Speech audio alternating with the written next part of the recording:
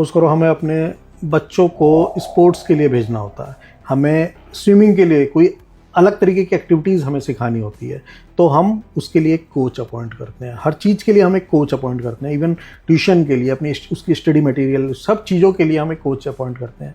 क्या ऐसा नहीं लगता कि उसकी लाइफ के लिए भी एक कोच अपॉइंट होना चाहिए? बिल्कुल, यही तो मेन पॉइंट है कि लाइफ हमें जीनी कैसे है उसके लिए कोच इम्पॉर्टेंट है। और इसीलिए आप देखिए कि लाइफ कोचिंग इंडस्ट्री इस समय पे सबसे ज़्यादा ब्लूम कर रही है। क्यों? उसका रीज़न यही है कि शायद एक समय पे, क्योंकि हम भारतीय हैं, एक समय पे हमें वो चीज़ की ज़रूरत नहीं लगी। हमारे अपने घर का माहौल ऐसा होता था, या हमारे बड़े का जो साथ हमारा था वो इतना इजी था कि हमें वही कोच कर देते थे।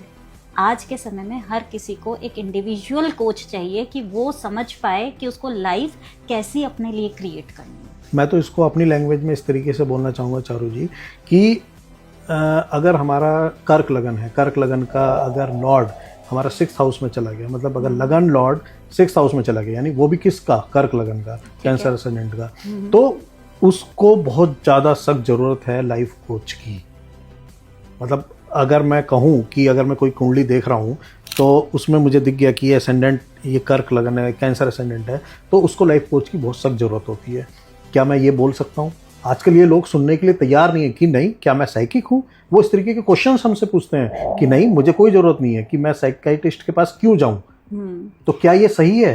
ये थोड़ा सा मिस कंसेप्शन है कि अगर आपको, एक है दिमागी रोग और एक है मानसिक रोग, दोनों में अंतर है।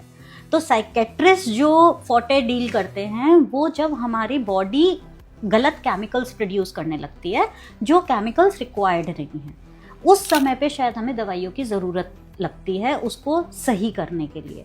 अदरवाइज जो आपने इससे पहले कि अगर हमें कुछ भी सीखना है या हमें अपनी लाइफ को एक सही डायरेक्शन देना है या हमें कुछ भी अचीव करना है, उसके लिए आपको साइकेट्रिस्ट नहीं चाहिए।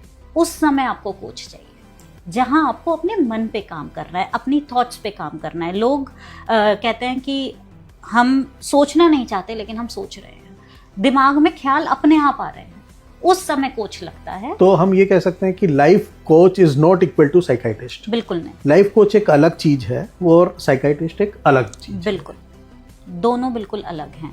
साइकेट्रिस्ट आपको दवाई भी खिलाएंगे और लाइफ कोच कभी आपको दवाई नहीं खिलाएंगे।